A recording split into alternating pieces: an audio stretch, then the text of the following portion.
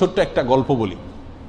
এক বাবা বৃদ্ধ বয়সে একেবারে জীবন সায়ান্নে মৃত্যুর আগ মুহূর্তে তিনি তার ছেলে খুব ভালো, বাবার খুব খেয়াল করে। তো ছেলের মনের ভিতরে আসছে যে আমি বাবার মনে হয় সব রকমের হক আদায় করে ছেড়ে দিয়েছি। আসলে সে খুব খেদমত করতো। তো বাবা একদিন ডাইকা বললো যে বাবা আমার একটা জিনিস মনে চাইতেছে। বলেছে বলো বাবা, কি মনে চাইতেছে তোমার? জীবন দিয়ে ফেলাম তোমার জন্য। বাবা আপেল খাইতে মনে চাইছে। এই একটা কথা হইলো? আপেল নিয়ে আসছে বাজার থেকে। আপেল নিয়ে আইসা ঝুড়িতে দিছে, বাবা তুমি খাও, কত খাইতে মনে চায়, শেষ হয়ে গেলে বলবো আবার এনে দেবো। বাবা বলে যে বাবা আমার তো ও যে পাহাড়টা আছে আমাদের বাড়ির পাশে, ওই পাহাড়ের উপরে উঠা ওখানে বসে আপেল খাইতে মনে চাইতেছে। ছেলে চিন্তা করলো, হ্যাঁ রে বাপে, এই বুড়া বাপ হাঁটতে পারে না, মাথায় করে উঠাইতে হবে আপেল সহ।